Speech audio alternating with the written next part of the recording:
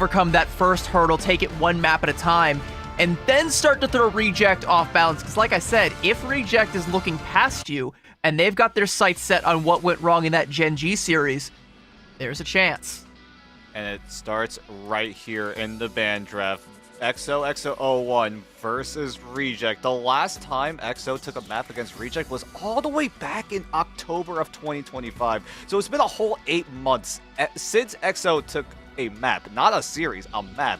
XO still are trying to find a series win against Reject. Hopefully here in the ban draft is where things all kick off. But so far, the thing is true here, right? Mantis first ban for both sides. Reject will use that first save for the Gambit. So how does XO decide to treat this ban draft? They like to adjust a lot, right? Depending on who they're playing up against. And this Rocket first ban, or second ban for XO might be a play here.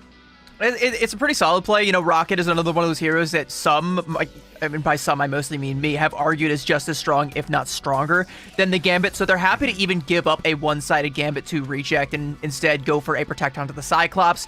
Alone Fills has been one of the best Cyclops players in the whole tournament, which I think has been a surprise to a lot of people because we're a very hit scan heavy region. You know, when we have the likes of Brownie and Exy in this region, you don't typically think of Alone Fills, but he's cemented himself amongst the top, the best of the best when it comes to some of these Asian hit scans. Oh, and it's my God. Spider-Man Protect as well, so both of the duelists from EXO are going to get their comfort picks.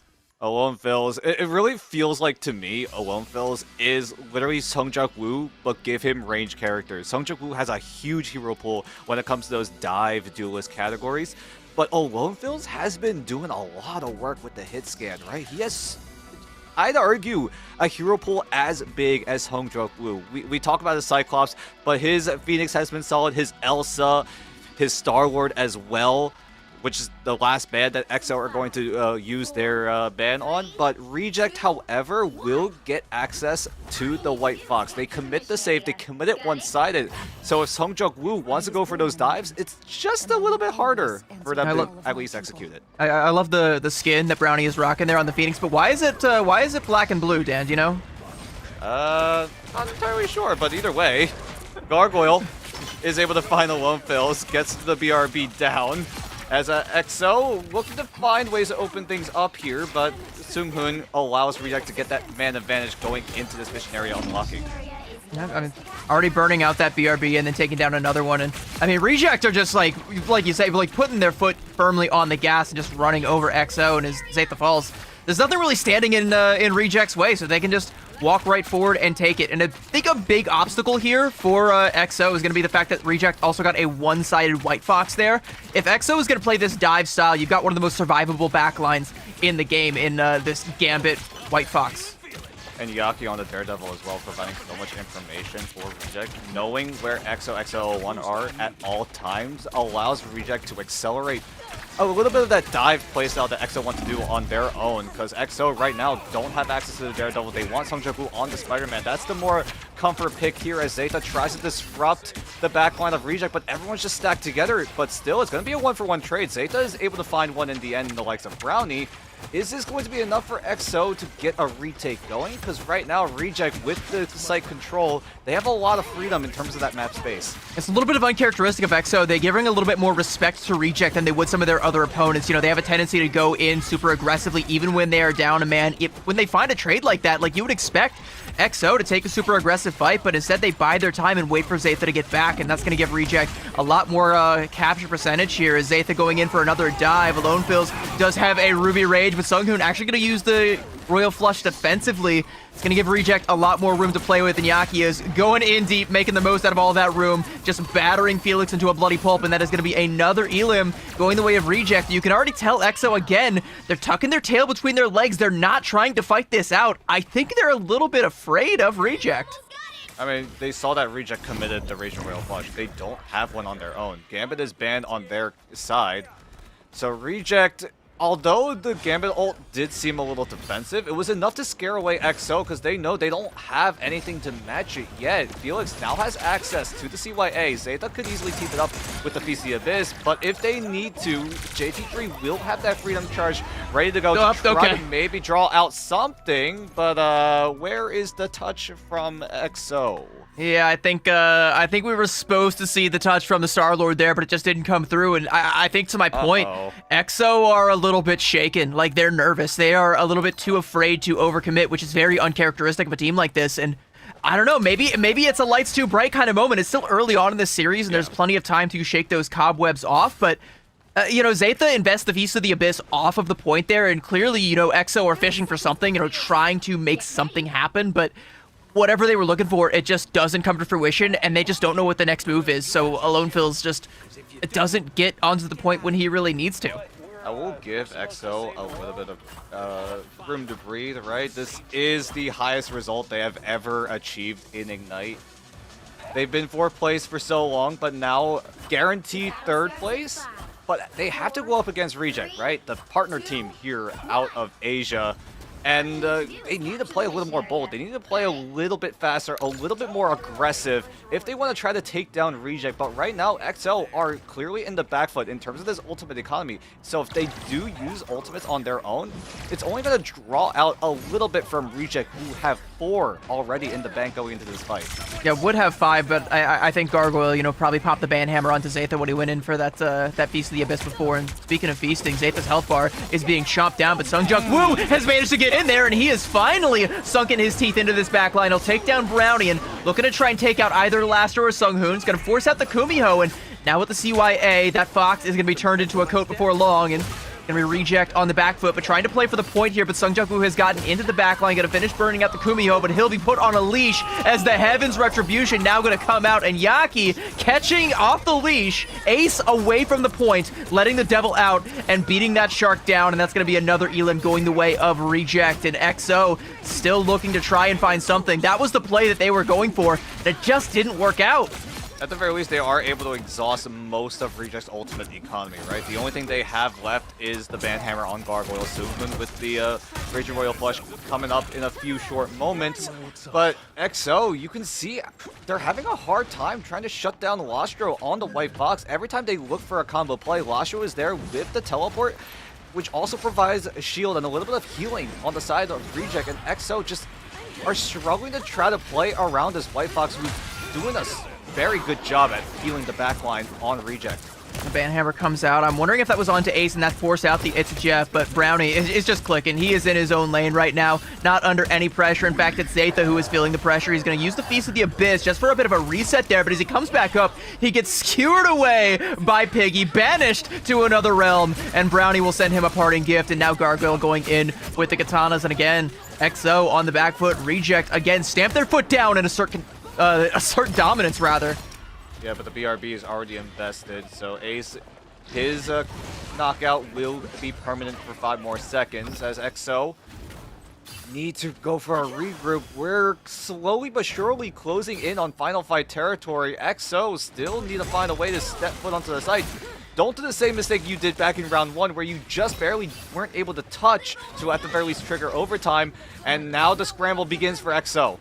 Sungjung Woo going in deep, and you can see Piggy contemplating trying to chase that one down. It's going to be a Galactic Legend that comes down, but again, a defensive Raging Royal Flush coming out, and now Alone Phil's getting poked down quite literally by Piggy. He'll have to take a little bit more altitude under his wings, fly a little bit higher to try and dodge the one-winged angel, but there's so many more threats in front of him, and Brownie willing to chase him through the portal, take this 1v1. Alone Phil's might be able to get the better of it, forces out the End Song Inferno from Brownie, and now back over onto the point. Yaki is going to bring JT3 down to earth, and that is a rough look, as even through the CYA, Gargoyle is able to pummel Phoenix with a couple of those Deagle shots. Lastro letting the Kumiho unleashed, and now Zeta doing all he can to try and cling on for dear life, but Reject will cut the cord, and they will take Krakoa dominantly 2-0. They just need to clean up JT3 though. Heaven's Retribution.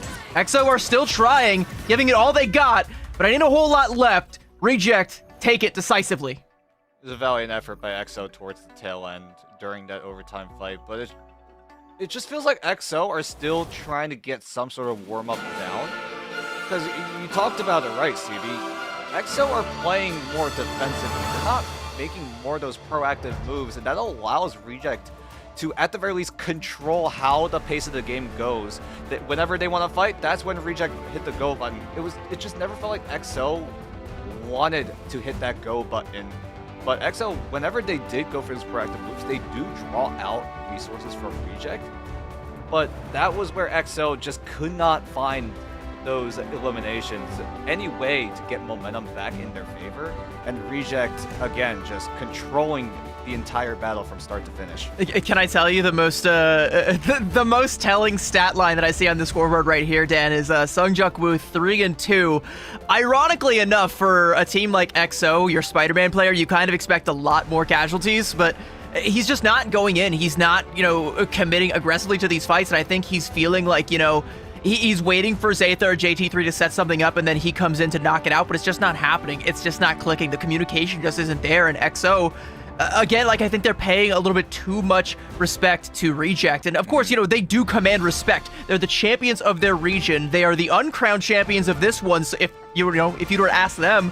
And EXO just can't really play their game the way they want to. Typically they'll go in aggressively, they'll force errors out of another team, but they don't feel like they can execute on that plan against Reject in the early goings of this matchup. And especially on Domination, a map type where EXO have been quite dominant in the past, yep. They feel like, they let their little brothers have the controller this time.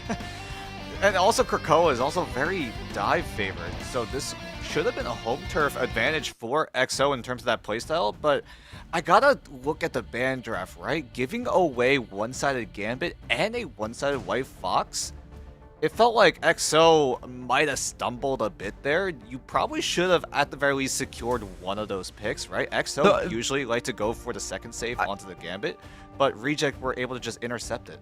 I think the White Fox is probably the worst one because it just makes that backline so much more difficult to dive. Getting that one-sided White Fox was a coup that just kind of snuck in at the last moment of that pick and ban phase. But we are so far away from the last moments of this series. We're just getting started, chat, and we will be right back with map number 2 on the other side of this break. Don't go anywhere.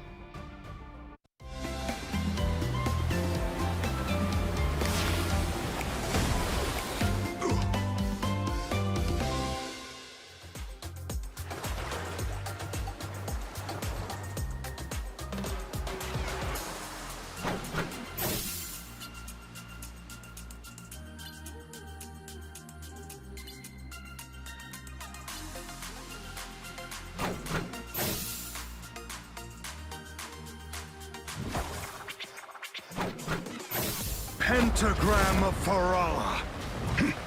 Our enemies are near.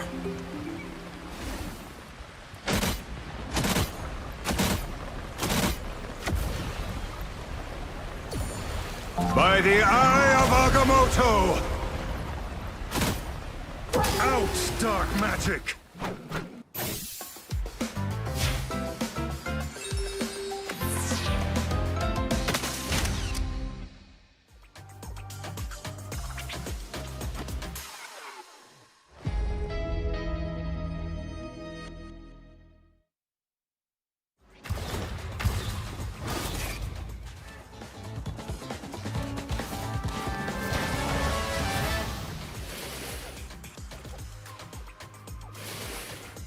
Let the devil go!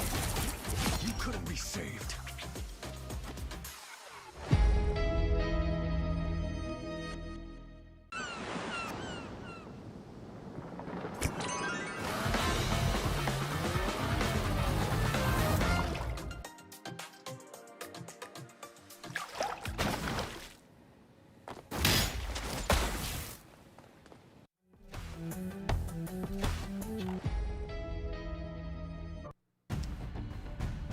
Rough start when it comes to XOXO on Domination. Unfortunately, didn't go their way. Dan, what is your heart rate? Are you doing okay? I said in the green room, it's a warm-up game for EXO. Okay. I think if they clean up the ban draft, I have a feeling that EXO may have a good chance at maybe taking a map at the very least from Reject. It's happened historically, right, in these best of 5 scenarios, or at least last year, but this year... And not this year. Reject definitely seemed like they were running away here. And it might not be it might not be today either with the way that they're playing. Sure, maybe they can clean up the ban draft a little bit more, but I also think that you can't let a bad ban draft stop you from playing the game at all. Like, it just really felt like EXO were barely in the lobby, right? Yeah. Like, they barely went for any of their signature dives. They didn't really try to push the tempo and force errors in the way that we know and love them to do so. It just kind of felt like somebody else was playing on their accounts, to be completely honest with you. So, you know, we kind of agreed, you know, the ban draft was a little bit rough. I think the White Fox is the big sticking point for them. It's so difficult to dive in up against a White Fox, and I think you can't give that up one-sided. I think you need to try and snipe a ban on that one. And over here on Central Park, that might be a little bit less of a threat, but there's still some other obstacles that you're going to have to traverse, even, you know, up against a team like Reject. For EXO, they probably feel like this is a home field advantage, but I would call it anything but. That's right. We're going to Central Park. This has been a responsive map that we've only seen recently from EXO. Historically speaking, losing first map, always EXO would choose Spider Islands against any team that they were up against. But in the lower bracket, having to face up against, again, a Game 1 loss against Zero Tenacity, having to choose that second map, that was the first appearance of the Central Park matchup. Hopefully, maybe an opportunity to catch Reject off guard, not having as much data on EXO and how they play. Again, regardless of how the map plays out, this needs to be a perfect ban draft for EXO. And that's going to be where it starts, right? If you are able to execute the ban draft, you should have a good chance of taking over the game, right? Map 1, you could say that EXO definitely fumbled it a little bit, giving away the Gambit, giving away the White Fox over to Reject, especially if it's one-sided, meant that EXO... Like CB talked about it, right? You need to try to prioritize getting rid of that White Fox. It felt like every time EXO were able to get away with a White Fox ban, they had a very comfortable chance of winning some of those maps. Or at the very least, when they played it against the likes of Zero Tenacity last night. And I think that's the adjustment that EXO need to make here. Put a little more emphasis on that White Fox in this ban draft. And maybe you use that first save onto things like the Gambit. But again, like, I don't even, like, again, even if you do a bad ban, like, if you fumble it again, like, you can't let that stop you from playing your game. You can't be hesitant against the team the caliber of Reject. You can't take that extra second step to try and think about what you're gonna do. You have to already come in with a plan, and you can't let the draft shake that. And I think that's going to be the biggest thing, you know, going forward for EXO is, like, I want to see them turn up the tempo back to what we know them to be able to play at. It all comes down here. Once again, Reject take map 1 over on Krakoa. Now EXO take us to one of the New York maps as we head into the ban draft. First ban should be the Mantis. We'll see if EXO decide to make any sort of adjustments right after, because EXO... we know how they treat the ban draft. They like to pick and choose depending on what kind of opponent they're playing against. But so far, the pattern has been trending towards EXO saving that Cyclops first. Yep, and that's exactly what they're going to do once again. And, you know, I think another thing that's kind of worrying is, like, they went for the Cyclops pick first on Krakoa, and then Alone Fills ended up making the swap over onto the Star-Lord. They kind of abandoned ship on their early attempts at trying to set Alone Fills up for success on the Cyclops in the way they had previously. And now they're going to go back to that same Cyclops well that they've already kind of decided didn't work. So it's kind of like indecisiveness that we're seeing from them even in this phase. Yeah, and the one-sided Gambit going over to Reject once again. Both sides now getting to have a chance at banning something away. EXO will make the Cyclops one-sided, whereas Reject take away the Luna Snow. So with that poke potential that EXO might want to work with here, if they want to go for a more dive style composition, EXO won't have the White Fox Luna Snow team up to rely on in terms of self-peel for the strategists. All right, gonna secure that Cyclops one-sided and a Phoenix ban and a Rocket one-sided for EXO as well. Okay, all right, now we're cooking. All right, I was a little bit hesitant at first with the Cyclops stuffs. Now we're cooking. There is gonna be a Loki ban that comes out from Reject, and I do think that, you know, I can already see the compositions that Reject are playing. They're going for the triple with the Atom, Warlock, and the Loki, so a double res composition. They're denying EXO any opportunity to go for the same thing on that side. You know, if they want to try and play the Atom, they're going to have to try and play it with only one crack at that Karmic Revival. And I really like this adjustment coming from EXO.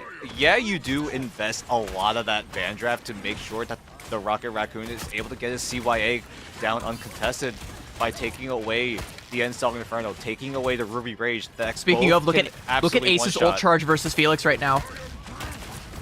Yeah, and right now, both sides poking and prodding, looking for any opportunities. XO, the game plan is simple. Play fast, play aggressively, and Felix, like you said, very, very close to that CYA. That's the game plan for XO.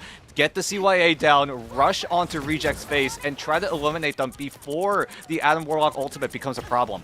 Hey, you can see like Ace, like he's even looking at his low we HP go. Vanguards and not doing anything about it. There's that CYA, it's opening time. They've already managed to burn out that Soul Bond. A major resource for Reject has been burned through, and Sungjuk now getting in there on the Black Cat. He's torn up 3! And there we go! A quad for Sungjuk Woo and a team wipe. This is the XO we know and love. Lightning may strike twice for XO. Sungjuk Woo made us realize that this Black Cat may still be a problem. And here on Championship Sunday, Sungjuk Woo comes back again. Reject tried to stack up together, right? Trying to stave off the dive that XO wanted to go for, albeit it was only Sungjuk Woo. But everyone on XO kind of just clambered right up into that small room, up to the right side from XO's POV, and Reject just wanted to try to bunker down, try to just use the region domain, use the Soul Bond to keep themselves sustained, but with the CYA giving everyone 40% damage amp, Sungjuk Woo just whips them all down. A Soul Bond, regen domain, all things are temporary, and so too is Felix. He'll find that one out the hard way, but they're able to trade his life out for 2 more. Now the calling card coming out, and Sungjuk Woo gonna take down Lostro. Yaki will not escape Alone Phil's gaze, and I got a funny feeling that this one last member of Regen, I can't even see who it is. It's Brownie on a sliver of HP on the Star-Lord, scuppering away like a wounded dog. Will find a health pack and will get himself nestled in deep into the backline if we want to try and go for a cheeky little play here. Ruby Rage, how dare you lock me in a strangling prison? You're not locked in here with me. I'm locked in here with you, and you are not going to be stopping this card from coming through anytime soon as the KOs just keep going XO's way. They set a blistering pace through Central Park, 5.5 minutes.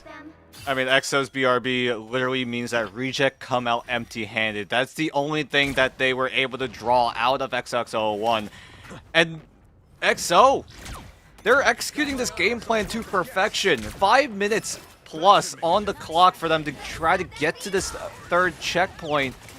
And Reject just never find a foothold. And only now is when Seunghoon has access to the Raging Royal Flush. And is it going to be too little too late here? I'll have to say, a lot more ultimates besides just that Raging Royal Flush, though, for Reject, so this is probably going to have to be a dry fight for XO, but they are still going to poke and get as much as they can out of it. There's going to be that Royal Flush, and even without the Galactic Legend, Brownie just drops Sungjuk Woo like a sack of bricks, and even more damage coming out, but the Invisible Boundary from Ace is going to give XO a little bit more staying power in this fight, and Brownie is going to see that and respect it and wait for his moment, and I betcha he is going to be taken to the skies before long here. We're also going to see Yaki letting the devil out. Is Brownie actually going to hold on to his ultimate? He'll fall courtesy of Sungjuk Woo in the backline, but so much damage coming out. And with that CYA, XO were able to get better at this fight. They just wait out that Royal Flush, and they come back. They had the winning hand all along, and Seunghoon gonna be pummeled there by Sungjuk Woo, making the swap over onto the Iron Fist. Lastro wants to lay down the dance floor, but XO are more than happy to square up. Now the Galactic comes out, but no one is around to hear the legends of Brownie, and I don't think they're gonna be passing that one down to their grandkids as XO continue to write their own legend, continue to march this cart forward, still with nearly 4 minutes in the time bank, taking a soft reset in this fight, but soon they will strike once more as Zaytha holding on to that strangling prison. He's looking for these flankers. He wants to lock them down. He is daring Yaki to come in and try and make a play, but it just isn't happening, so instead he'll settle for the Vanguard lineup, a 2-for-1 special, and Zaytha has them both locked down. Piggy will not escape with his life, and this is going to be a Reject, forced to try and make a play. They get 2, Yaki taking down Felix and Gargle, putting down Ace, with the Strategist lineup gone, the staying power for this fight in XO will be as just the same, but now, yeah, it's all over, it's all over. Reject have finally put their foot down and evicted XO for the time being, but still 3 minutes to get this full cap. A very long and extended fight from both sides. XO really wanted to force it. The tempo is so high. I feel like this is the fastest I've ever seen XO play on a singular map. At the very least, Reject are able to stabilize, so they're able to reclaim some of the space that they initially lost because of how fast XO were playing. And now with Ultimate still waiting to come off of rotation, Reject looking like to ever so slightly be in that advantage. Gargoyle now has the Banhammer, so he can pressure the backline of XOXO01. Sungjuk Woo you gotta make sure what hero he's playing every time he gets sent back to the spawn room, because now he's on the Daredevil. He's already switched to what I think is his 3rd hero now. Yeah, I mean, well, I think the Daredevil's a good shout here. So there's going to be a lot of walls that you can hide behind and a lot of Sonic pursuits that you can use to try and figure out where those backliners are. And Brownie's setting up a bit of a pinch here as EXO going for a rotation. I think trying to flip the map on Reject so they can maybe, pull the cart in rather than push it. But, Reject are more than happy to pull right back. And Felix going to pop that CYA. And you can see Reject just evacuating, but Gargoyle got left behind. Yaki tried to come in for the save, and Alonefills just pummels him. Gargoyle trying to go for the Deadpool ult, but he's going to get caught there by the Carbon Crush from JT3. And all the KOs are once again going EXO's way. And Rejects don't have anybody left to contest, and EXO will complete the cap with time to spare. I had a feeling Reject was relying on Lastro to at the very least extend that fight, but he kept holding on to the Fate of Both Worlds. Might have been a little bit of a greedy move on the side of Reject, because EXO, they take full advantage of it. They had 2 strategist ultimates. Felix with the CYA allows EXO to go in as aggressive as possible to try to find some sort of eliminations. Props to Alonefills finding Yaki over on the sky. It felt like Yaki trying to find the jump into the backline just gets absolutely lasered down, quite literally. And Reject, it just felt like they were flustered. They're like, wait, we already lost 2 members. What is going on? We need to use these ultimates, but they came too little too late. But I think that's more of a symptom that rather than a cause. I think the actual failing was like they just got kind of outplayed on the map by EXO, because when they tried to go for that map flip, you got to leave someone behind to contest the cart, and it was Gargoyle that got left behind. He started to feel all of the pressure of the damage that came out from EXO, and then Yaki came in to try and make the save, and those were the 2 members that fell one by one, and suddenly, like you said, oh no, we've lost 2 key members. We have to pop this dance floor now, or we're not going to be able to get back in this fight. And since they weren't on the point, they were too far away, they were trying to, play around EXO's map flip. They just weren't there. Yep, and now EXO on the defense side, doing the triple that Reject tried to do.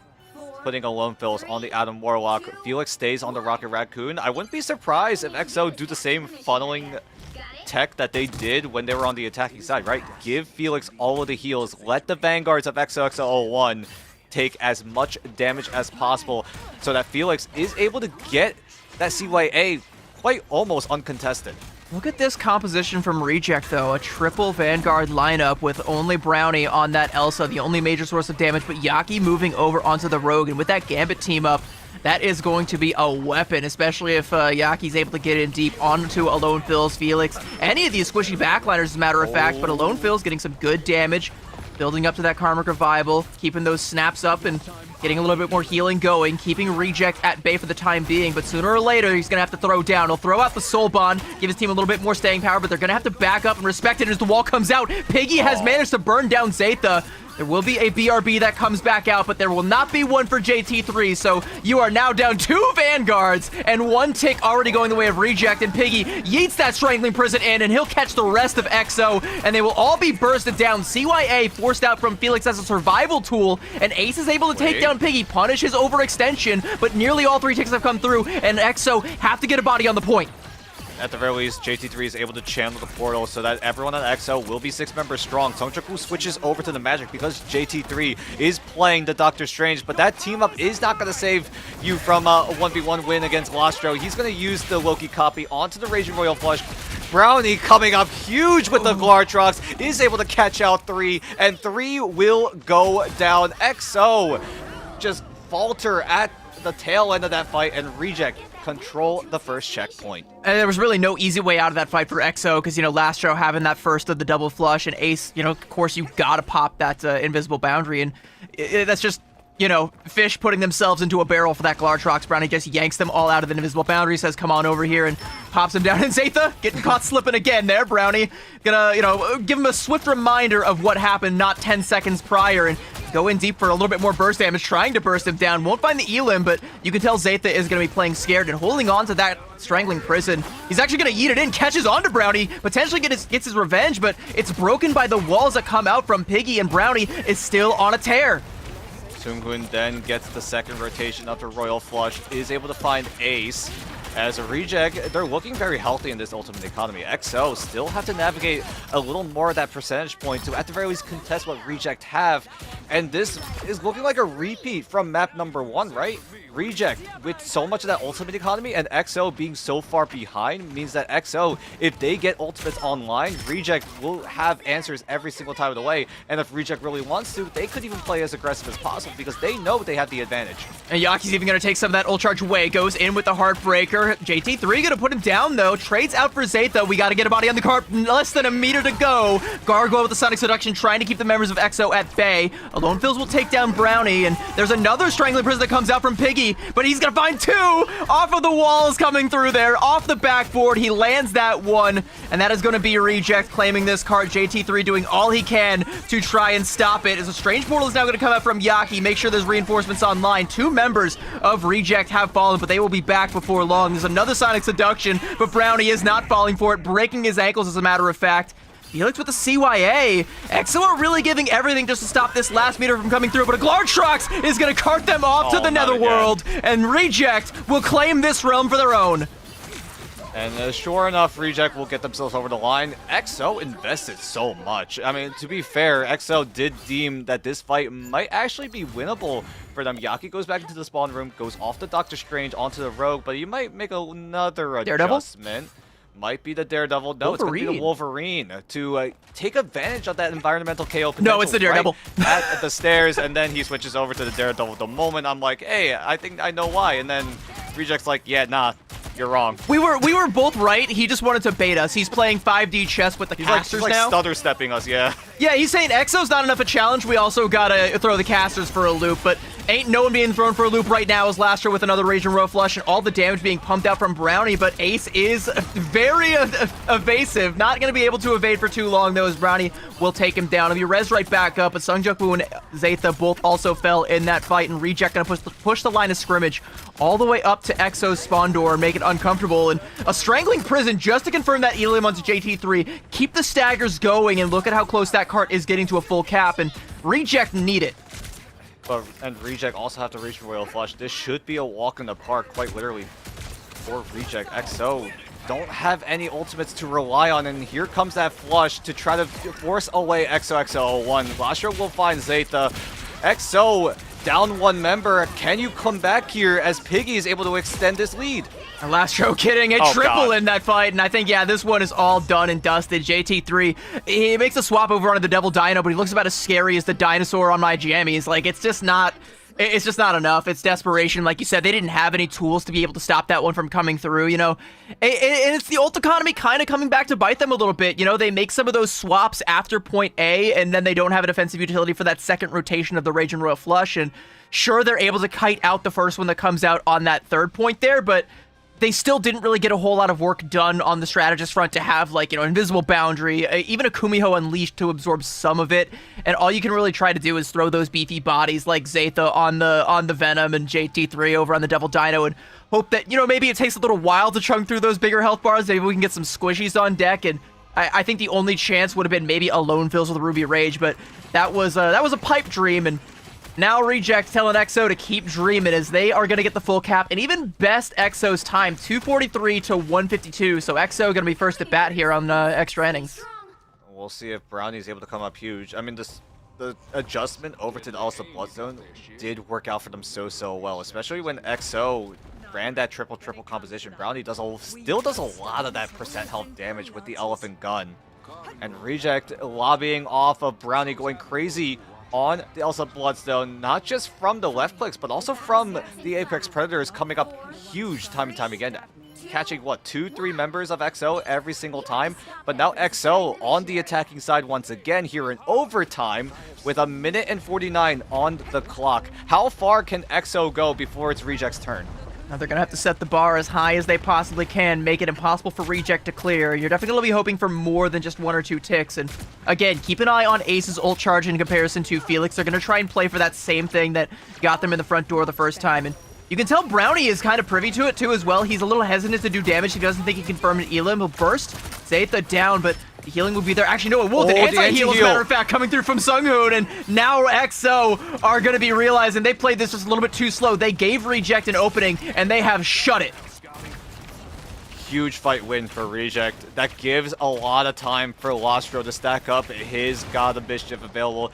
It's going to be inevitable, right? Lostro will copy Sunghun. That's playing the gambit so that Lostro is able to utilize the Raging Royal Flush to try to force away XO, who's also trying to get a funnel going, right? Felix on the Rocket Raccoon, already at 73% with the CYA, but Lostro will for sure be able to match it, but Sungjung Woo is able to get that 1v1 in the side room. And there's not going to be a BRB because remember, Rocket Band and XO are the only ones with access to that. That will slow things down, but Reject want to speed it right back up. Here's that Raging Royal Flush now coming out from Lastro, but Felix had enough time to get the CYA, so a ton of overhealth and a ton of damage amp. Sunghun will be bursted down, but Gargoyle coming back in, taking down Ace. It's a 2-for-2 trade coming out. XO have gotten themselves to the front door. Reject still seeking to evict them. JT3 will be burned down there by Gargoyle. Only 15 seconds left, and Reject still holding strong and starting to come up to a few more ultimates here. And XO, they've got to make a play, and they've got to make it now. JT3 swapping over onto the double dino, walking through Alone Villas' portal, and hello, there was a tasty little morsel on the other side. He'll chomp Sunghun down, and even catch Piggy back up against the wall, quite literally, burst him down as well. And now Lastro next on the chopping block. 3 key members of Reject have been dealt with, and they are looking for a 4th in Gargoyle, and he cannot escape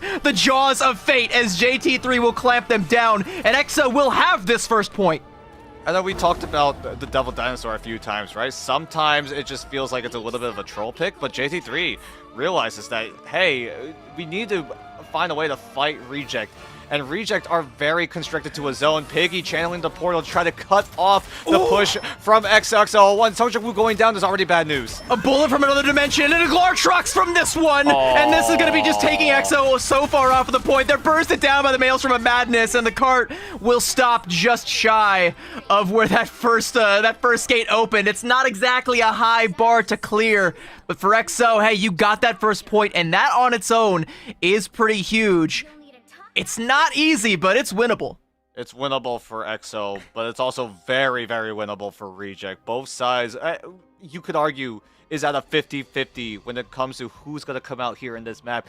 Brownie has been absolutely insane on the Elsa Bloodstone, not just from the left clicks like we talked about before going into this round, but also with the Apex Predator. That's 3 for 3 now for a multi-man Gartrox in favor of Brownie, and that literally just caught XO off guard, it feels like, every single time, right? Reject are just never prepared to try to combat what Brownie is about to throw at them, and it's just a giant Gartrox controlling a whole lane that XO are looking to control. And I do think, you know, I'm glad that you're highlighting Brownie on this Elsa, because I do think that, you know, say XO were able to win this map and this series goes deep, I think that Elsa is going to be something you see a lot of from the side of Reject here in this series particularly, because I think Elsa's just good against everything that XO want to play. Venom, I mean, Elsa's one of the best dive duelists, or anti-dive duelists out there right now.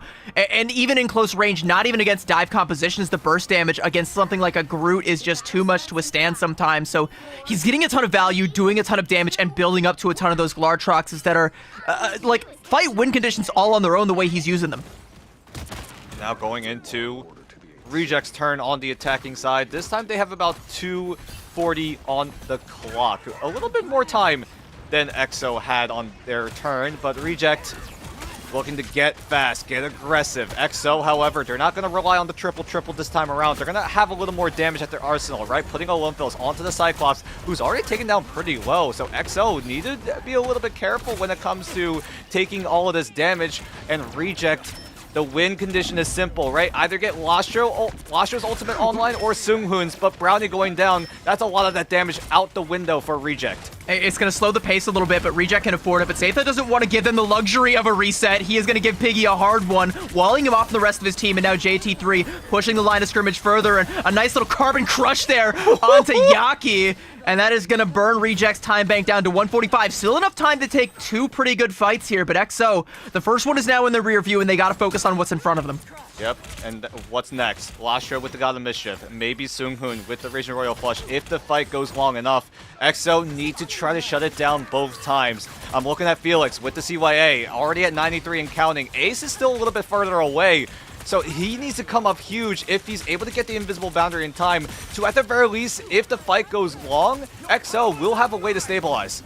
And there's going to be that God of Mischief. You can tell the Royal Flush is inevitable. CYA is now going to come out from Felix. They got to try and find something with this amp damage before that second rotation comes out. JT3 with the Sonic Seduction, looking to try and lock down some members of Reject, but the cover is good, and nobody is going to be falling for JT3's charms today. Maybe, wore the wrong perfume, but Lastro got sniped out there by Alone Fills, and that is going to be a huge KO. Reject again. Ace. Looking to try and take a reset. Sunghoon channels a Royal Flush, but Alone Fills is able to take one down. We got to make the most out of this Royal Flush, so Yaki goes in. He'll take down Ace. It's just not good enough. He's going to be res right back up, and he'll have the Invisible Boundary when he comes back. And Alone Fills with a parting shot for Yaki. And Reject, try as they might, they only strike blood onto one, and it's JT3 who won't be there for the next fight. There's still a strange TP play that could come through for XO, and we're under 30 seconds. This might be a worst case scenario for Reject. They don't have any of that Raging Royal Flush available now. Going into Final Fight territory, it's all offense now. Brown needs to come up huge with the guard trucks. He's able to find Songjak Woo. Ace is going to use the Invisible Boundary to buy enough time for Songjak Woo to, at the very least, get back into this fight. And Alone Fills takes advantage of it, takes down Piggy, and Reject will have to resort to this portal play. Gargoyle and Yaki need to come up absolutely huge with their combo. Sonic Seduction, Yaki, like you say, let the devil out. They've managed to catch onto Alone Fills, and Songjak Woo making the swap over onto the Spider-Man, trying to get back fast. Gargoyle taking the duel with JT3, reigning supreme as the one true White Queen, and Reject encroaching on this first tick. Gargoyle will have another fist flying, catching Ace with a nice little swift roundhouse kick, and here comes that play coming out now from Alone Fills. There's another opportunity. The Thing now swapping.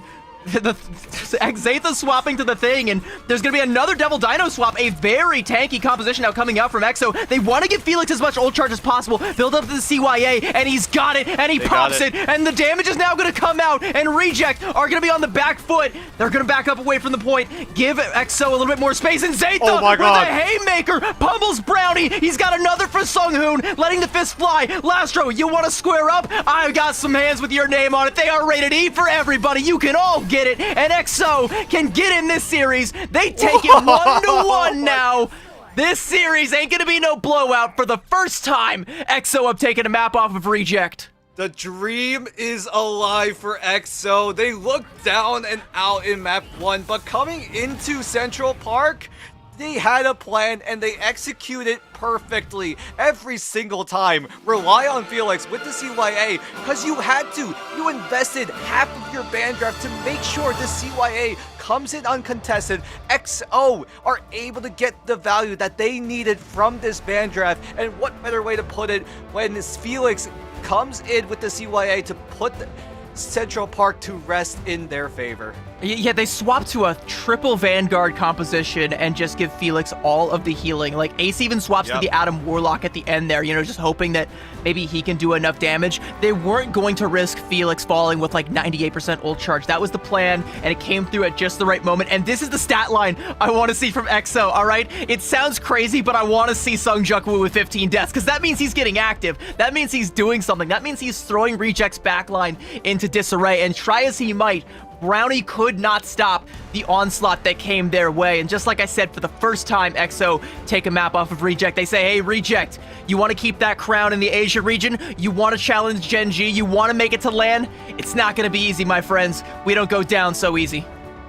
It just feels like EXO are powering up little by little throughout the entirety of 2026, bringing in some extra help from other countries, right? XO1, they used to be a full Thai roster, now bringing in JT3, bringing in Felix from a little bit further up north, right? From Japan, from Korea, and EXO also bringing in that head coach.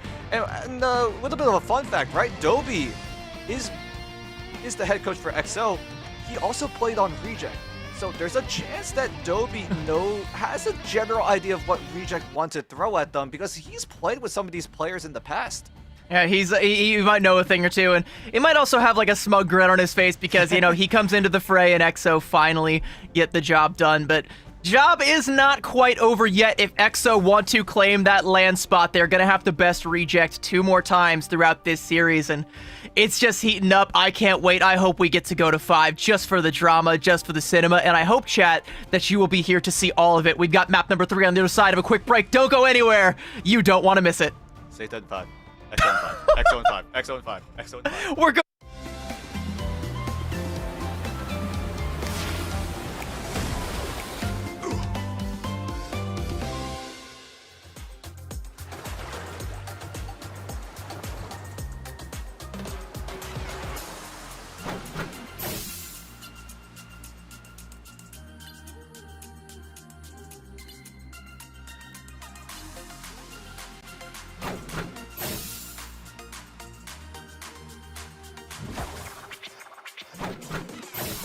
pentagram of Farala.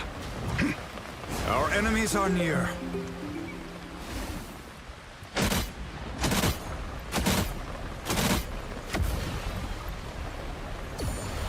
By the eye of Agamotto! Out, dark magic!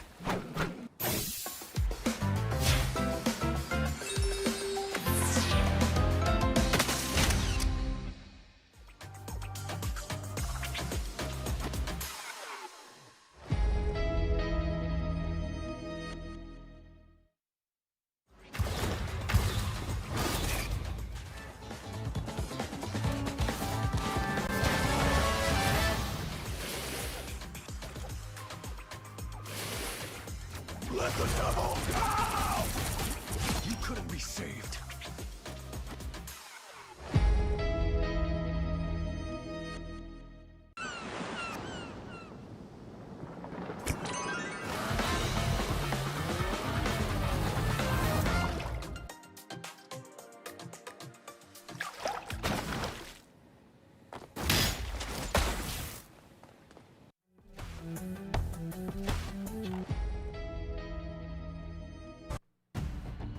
Woo-wee! A year-long streak broken with EXO taking a map off of Reject, or almost a year. It's been around 8 months.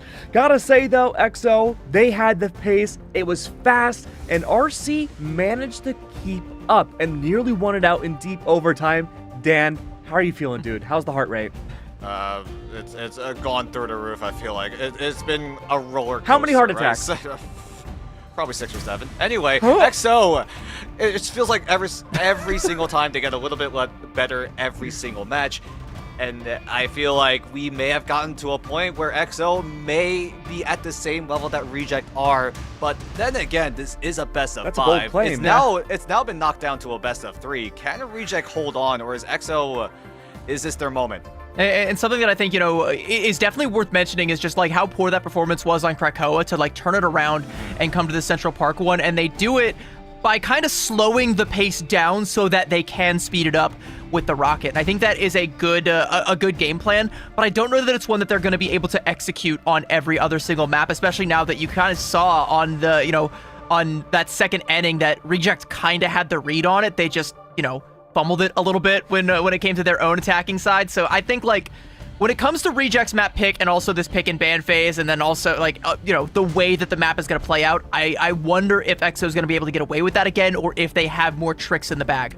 I think the pick and ban phase went a lot more solid for EXO this time around. We did see a solid backline coming out from Reject.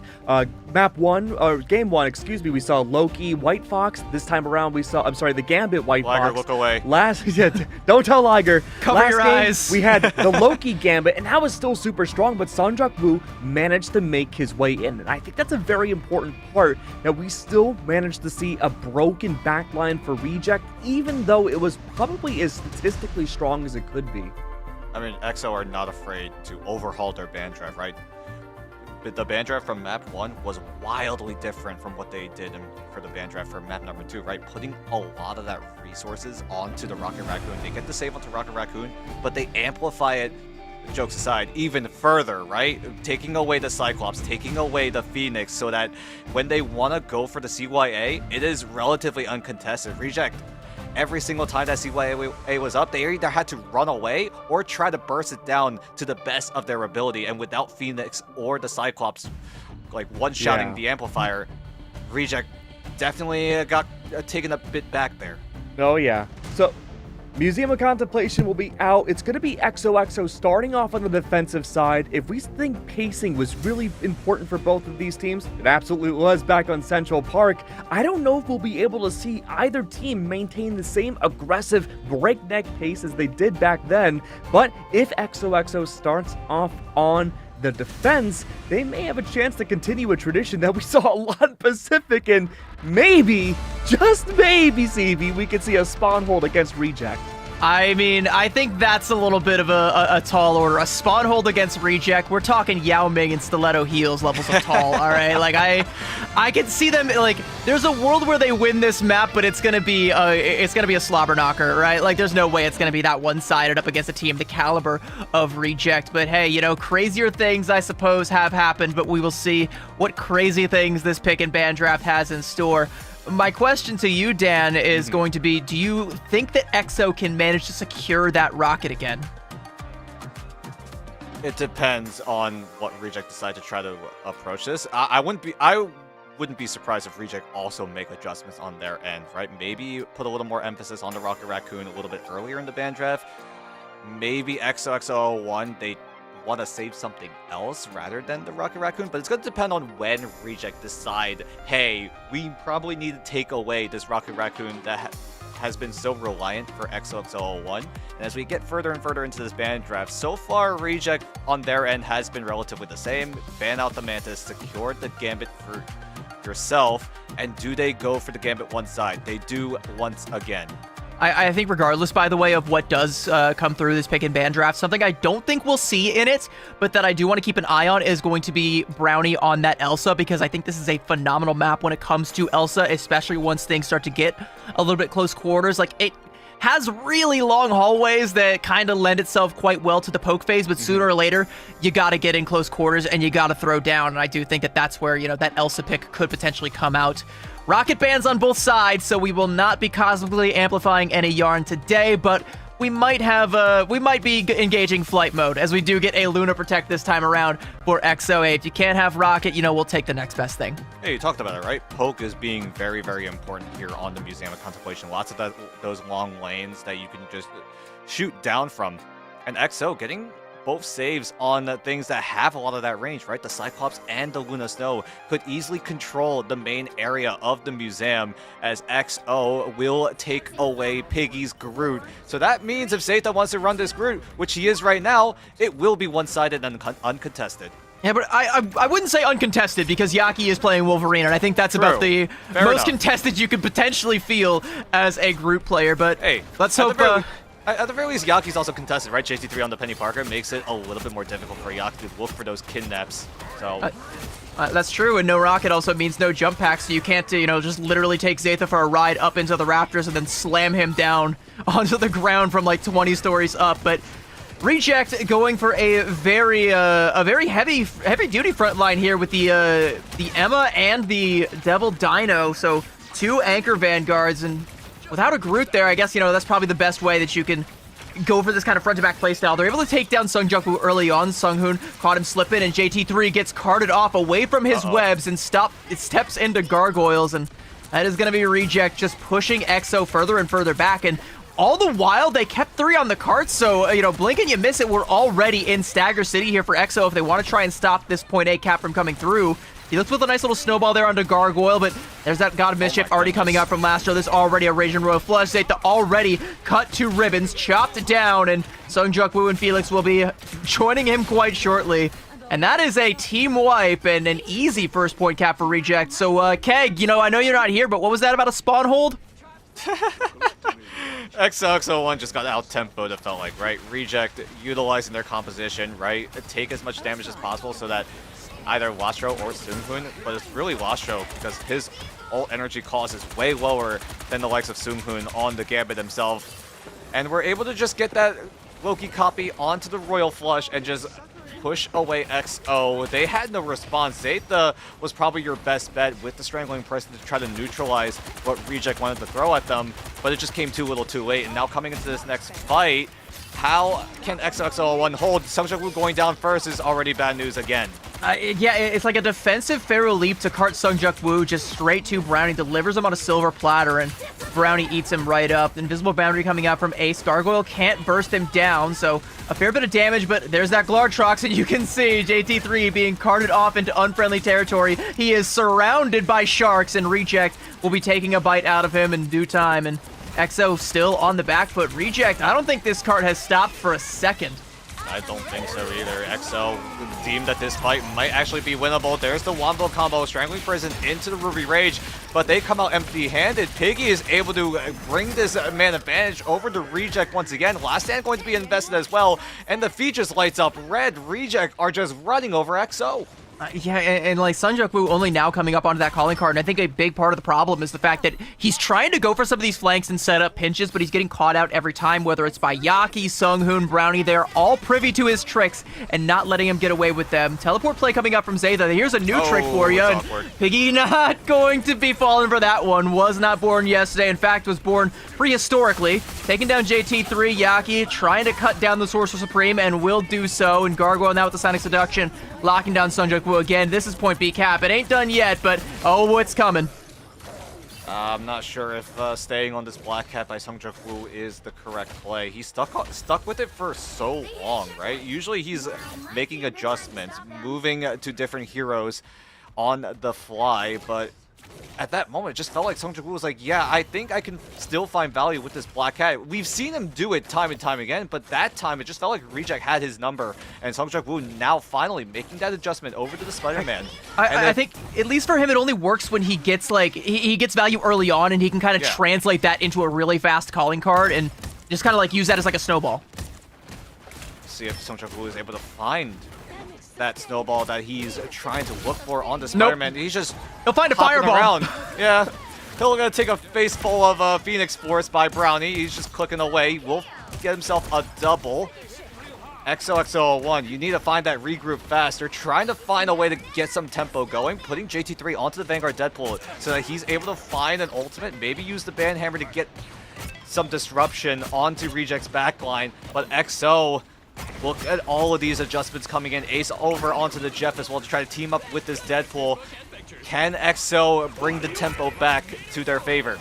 And Banhammer that ends up coming out from JT3, but Zaytha tries to go in and capitalize off of it. He'll be under so much pressure and carried off away. He tries to get to safety, but Yaki carries him right back to the danger, and Brownie is the danger. Just clicking heads with that Phoenix, and over on the other side, here's her husband, and Lone Phil's hitting the Biden blast, taking down Piggy. That is going to be one trade, and now with the spawn advantage in favor of XO, you need more than that, but it's going to be at least enough for the time being. What a freeze from Felix from downtown! And a headshot for Brownie as well, and finally Reject will be slowed down for the time being, but still nearly 3 minutes to complete this push. That was a crucial pick by Sungjuk Woo, taking out Sunghoon, who had the Raging Royal Flush to allow Reject to give themselves even more of that momentum. Now with XOXO1 stabilizing, they are given some time to get their own ultimates online so that when Reject go for their push, there will be some resistance on the side of XO with the Freedom Charge, with the Fate of Both Worlds coming up in a few short moments. Sunghoon, though, will pull the trigger, allows Brownie to get the damage amp, take down Sungjuk Woo, but XOXO1, they're fine with this. They're able to, at the very least, match what Reject are going for. It was a good adaptation, though, by Reject. The Ensong Inferno was forced out, so they doubled down on it with that that Royal Flush now, but XO still trying to make something happen. Gargoyle just gunning a Lone Phil's down up there on the high ground. Freedom Charge now from Zaytha, though. Gonna make it difficult for Reject to go on in there. Sungjuk Woo catching onto the backline. Doesn't even need to use the spectacular spin. Just one quick little web slung Sunghoon's way is gonna be enough. Pulling in the enemies back, and this is just Reject being trounced right now. XO finally getting their feet beneath them, and 145, it's starting to feel more holdable. Now Reject, what is the plan? Yaki forgoes the last stand, switches over to the Daredevil, deems that information is way better than crowd control or some of that percent health damage. Piggy also having access to the Devil Beast Rampage, he's going to be the one that's going to have to initiate a rushdown for Reject. But with Sungjuk Woo threatening that spectacular spin, that backline needs to be oh so careful. Zaytha trying to check Yaki at the door, and does get a door open himself, and it'll lead right to the backline of XO. Well, Yaki turns right around and meets him there, but not going to deter him. Sungjuk Woo going in, has the spectacular spin. He'll let it rip, and with all the damage coming through from the Ruby Rage as well, he'll trade his life out for Piggy's. And again, with how fast Spider-Man is, he'll be back before long, so that does favor XO, even without the spawn advantage. But they are going to be sending more members back to the spawn as Brownie clicking heads again with the Phoenix. Will take down JT3, and Gargoyle going in, letting the Deagles fly. Has his sights trained on the backline. Will take down one. Can't quite confirm the KO onto Ace, but Piggy taken to the skies will skewer Sungjuk Woo, and that is going to be Reject once again pushing the tempo. Yeah, XOXO1 could have gotten way more value with the spectacular spin, but that White Fox Luna Snow team up is just proving to be so problematic. That should have been a multi-man KO for Sungjuk Woo if it were for Seunghoon with the TP, right? Giving the shield, giving some extra healing for Reject's backline, and that was enough peel to at the very least stave off what EXO wanted to go for, but EXO still looking to get one more fight down.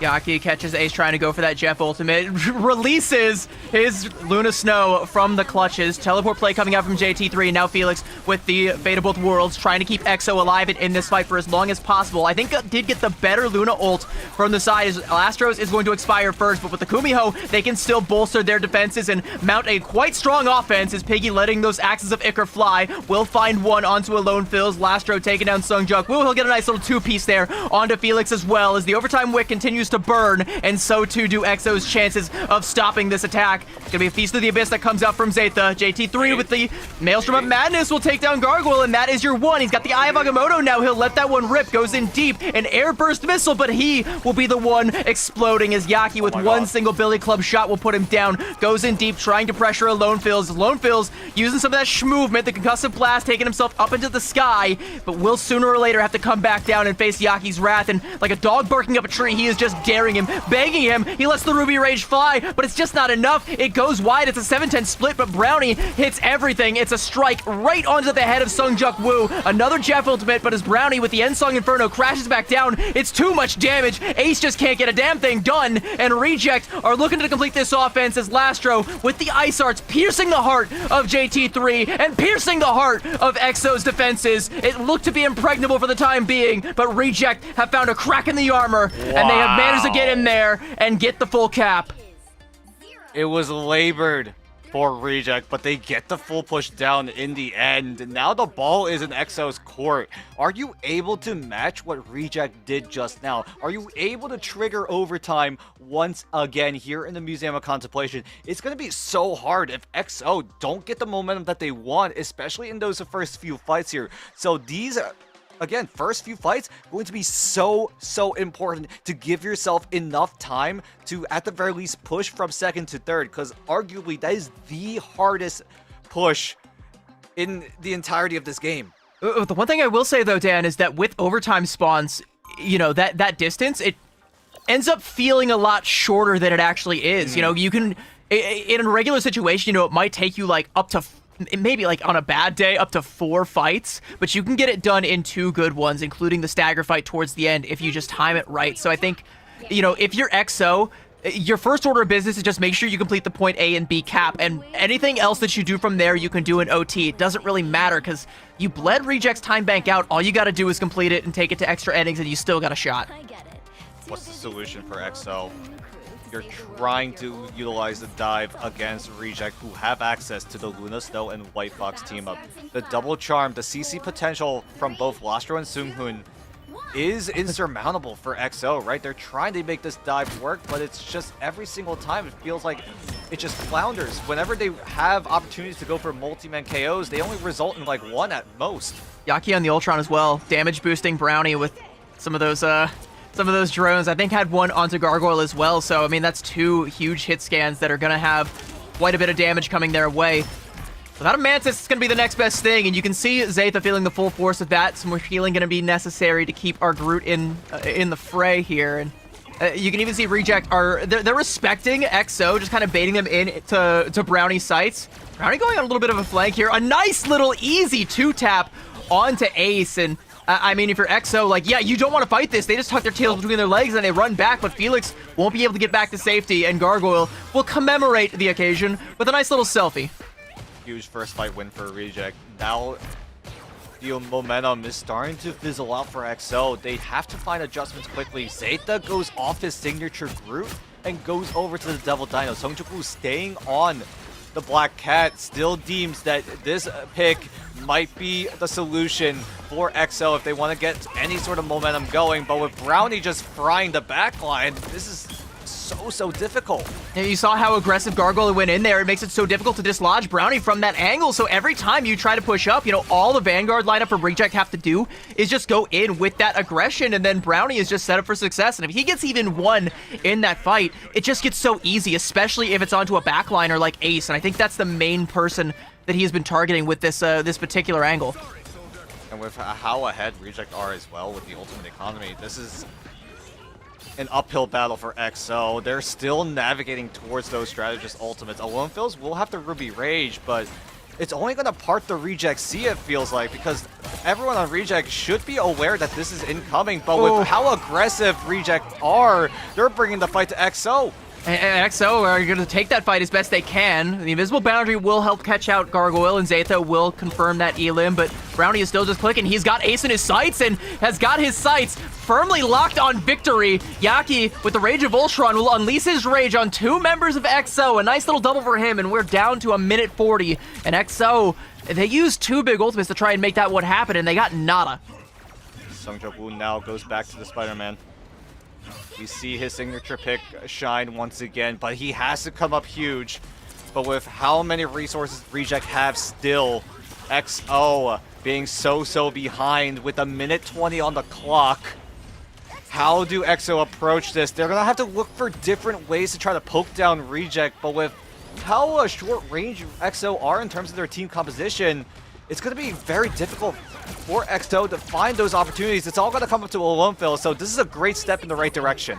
He also knows Lastro is caught out away from the rest of the team. That is easy pickings for Alone Fill, so he'll find his second in the fight. Gonna force resources out from Reject. Sunghoon nearly falls. A couple of percentage that Kumiho Unleash will have it, but it's gonna be forced out without Lastro there, and now the ultimate's flying. A Psionic Seduction will lock Sunghoon down. Very CCable, it turns out, those large Kumiho are, and they're not gonna be able to confirm the Elim, but they will force a lot more resources coming out of Reject's side as Piggy has to use the Freedom Charge as well just to help keep the rest of the team alive. XO still keeping this one going, but only 30 seconds. They have to try and find a way to stick the landing. Spectacular spin from Sungjok Woo will force out the Fate of Both Worlds from Lastro. There's no more ultimates online for XO, but they're coming up on some big ones. They need to find them now. Piggy traded up for Sungjok Woo, and you will take that every day of the week, and this may be the last day you get the chance to. Heaven's Retribution now coming up from Zeta, and there's the Ruby Rage from Alone Fills, finding a 2-piece. Nearly the triple, but with the help of JT3, he'll put Gargoyle down nonetheless and find the triple anyway onto Lastro, and that's the first hurdle cleared. Next one. Keep up the momentum. Ooh, better late than never, says XOXO01. They're able to get the first checkpoint down thanks to the Wombo combo with the Heaven's Retribution into the Ruby Rage. Zeta and Alone Fills were able to team up and execute their combo perfectly. They give themselves the 2-man advantage and just had to quickly clean up the rest of Reject. And now XO, they complete step 1. Step 2, though, it might just be as difficult as that first one. Brownie does have an angle, and Alone Fill's trying to challenge him. This high ground is going to be very oppressive as the cart is rounding this first corner. Once it gets past there, they could potentially dislodge him, just, the old-fashioned way, get on up there and pressure him out. But for now, it's Alone Fills who has to try and take this duel, and it's not one that he's favored in. Hello, Piggy. Welcome. This is definitely not your spawn. You're in the wrong neighborhood. Brownie with the End Song Inferno goes deep and will catch Felix, and I guess that makes Piggy's sacrifice worth it. Even getting out that Kumiho Unleashed as EXO trying to stay in this fight, trading out Sungjok Woo for Yaki, but Azatha grounded once again by Brownie on this oppressive angle. It's going to be Reject winning the fight. You need to find a way to deal with Brownie. Like, every time he finds these eliminations, it just seems like he's just frying uncontested. Nobody on XO is providing enough pressure to force away Brownie from these off angles, and it's just XO struggling to find these opportunities. Gargoyle bringing the fight over to XO and is able to find that elim onto JT3, and with all of this pressure coming in from Reject and not XO, means that everyone in the backline of Reject could just sit pretty and just do what they can. Just free deal. Do as much damage uncontested while XO are struggling to get to those different angles. Yeah, it's this may be a museum, but Brownie has got a shooting gallery the whole way through. Big ultimates coming online for XO, but they're both going to be defensive in nature, right? Like, you're not going to be able to get a whole lot done with the Psionic Seduction. You're probably going to be trying to, like, lock Yaki down. We'll see how they end up using it, and that's exactly how they're going to do it, but they end up using the Fate of Both Worlds as well, so both of their biggest utilities are going to be burned, and it doesn't matter because Brownie is the one doing the burning. He's still letting those shots fly, trying to take down Sungjok Woo, but Sungjok Woo will find a safe haven for the time being, and the pressure is starting to mount now. XO starting to get their feet beneath them again, starting to walk. Reject trying to stop them before they can run, and now with the charm going through, Ace is going to be able to take down Brownie. He's finally dealt with, but the Freedom Charge, though, from Piggy is going to give Reject a safe haven from which to play with. Another charm trying to lock him down, but can't confirm the elim there. Kumiho now unleashed for Sunghoon, and Reject have even more staying power, and they will not be dislodged from this cart. Hexo trying to Ace. keep it rolling, but Ace with the Kumio Unleash, it's just not Zeta. going to be enough. Zeta coming up with the Freedom Charge. They're going to have to invest it. They need to use it now or never as they're running out of health bars. He'll bring his team back from the brink, but Alonefills cannot be brought back. Sungjungwoo coming up on letting the devil out, and his last Rose dance floor expires. That's the win condition now for EXO. He's got to come up huge with his ultimate, but he's being checked by every single member of EXO, and they are denying them the opportunity to make it through that crucial second hurdle. And Yaki, with a righteous cross to Felix, will put Reject up 2-1. Match point, land points on the line. Although EXO have to take the loss here, they put up one hell of a fight here in the museum. But Reject, they were able to get early control. That early momentum just meant that EXO, just that entire map, just felt like they were on the back foot. It had to come up in those clutches. That's where EXO were able to convert some of these points. But it's just not enough. Reject with the full push. EXO having to settle with 1 point. It's not enough to win out in the museum. And now EXO, although their backs are against the wall, they've been in this spot before. They pulled off a reverse sweep quite literally almost 24 hours ago. But can EXO make another comeback happen here? Here's the scary thing, though, Dan, is that even if they do, the map pool opens up again. Map 5 can just be domination, and then we might see a situation similar to Krakoa. And that's kind of my worry now, is at this juncture, like EXO, they're gonna have to be able to best Reject on that map type. They played really well in that map type against Gen G, but it just wasn't the same here today on Krakoa. So that is gonna be a looming threat, not unlike Brownie was this entire matchup. There was just no contestation. You know, every time he got an angle, nobody was able to get on top of him. Even Alonefills trying to pepper him from shots from afar on the Cyclops. It just wasn't enough because all Brownie had to do was duck around a corner, get the support from his team, get his healing, and then wait for his Vanguard lineup to make space for him to hit the shots again. And he hit every shot and then some. 16 final hits for him, 33k damage. Nobody else in the lobby came close. Actually, no, that's a lie. Alonefills had a fair bit of damage as well, but I think he was farming a lot of that off the front line that was directly in his face. And it's just so difficult for EXO because Reject did have the Luna Snow and the White Fox team together.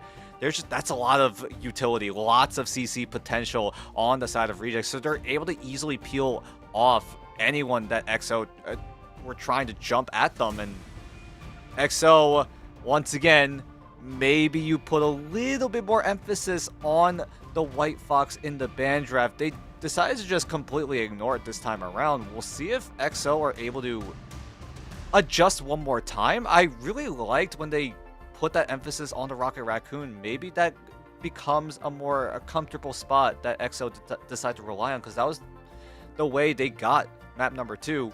So with the map pool opening up again, where does EXO take us this time? That's a very good question. I wish I had the answer to that one. I do kind of agree on the front of the Rocket Raccoon. I think they did look quite comfortable when they had access to that one.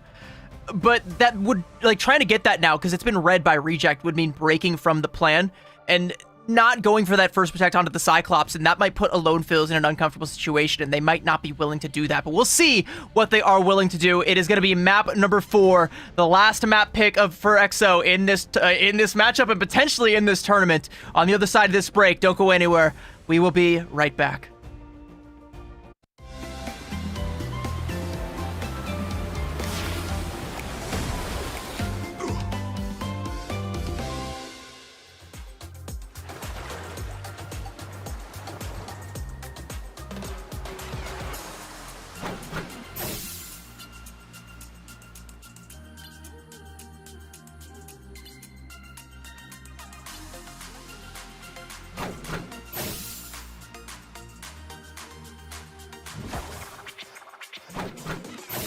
Pentagram of Farah. Our enemies are near.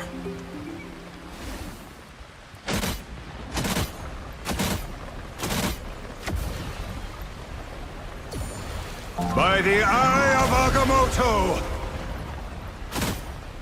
Out, dark magic!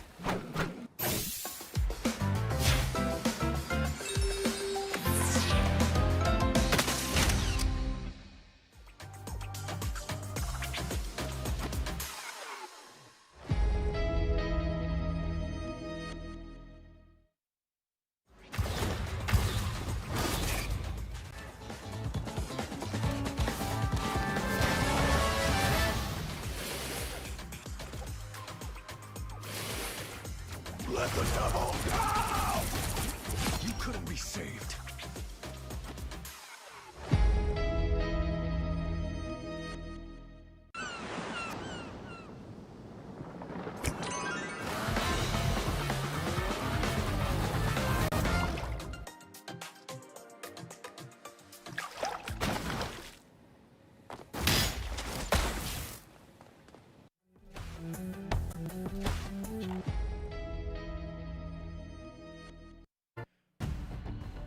A guaranteed $21,000 is one map away for Reject and a land spot at the mid-season finals. They could be one step closer to becoming the first champions of playoffs of Stage 1 in the entire world of Marvel Rivals Ignite. My name is Keg, and I'm joined back up desk again with my two amazing best friends, the ooey gooey composition over here. Dan, how's your heart? Little bit concerning. Although EXO I did bet. put up a very, very good fight on the museum, they just could not get it over the line. It just felt like, we talked about it right before we went to the break, Reject just felt like they were just setting the pace the entirety of that map. EXO, when they wanted to go for plays, Reject just had that response. They were able to clap back time and time again, and EXO take us to Midtown here. Usually this is a map that's not really favored towards those dive comps, and EXO, if you know them, they really love playing dive. So taking us to Midtown, You know what else they love? move. You know what else they love to play, Dan? Is Spider Islands. You know what they're not playing right now? That they're taking us to Midtown. So Exactly. hold on. Why Midtown, not Spider Islands? I'm wondering if it might just be, you know, a curveball, like kind of a situation, because, you know, Spider Islands, we've talked at length about how it's been a comfort pick for EXO, and you know, you kind of want to throw it all out on the line here when your tournament lives are on the line. There's a land spot, you know, potentially in your future if you can manage to bring this series back from the brink. And you can't go for something that has been read. You know, you can't go for something that there's a lot of tape on that Reject can study, because you better believe they were not going to risk losing this land spot. They will have studied up on EXO and all their dirty little tricks. Well, it's only one game away potentially for Reject. They just have to win Midtown against EXO, and unfortunately then, EXO will have to be saying goodbye to them if they can't win it out, and they'll be going home with $15,000. But I'm gonna be honest with you, the money's great, but I think what EXO wants most is that spot at the mid-season international LAN. And if they can't get it, that's gonna be pretty rough.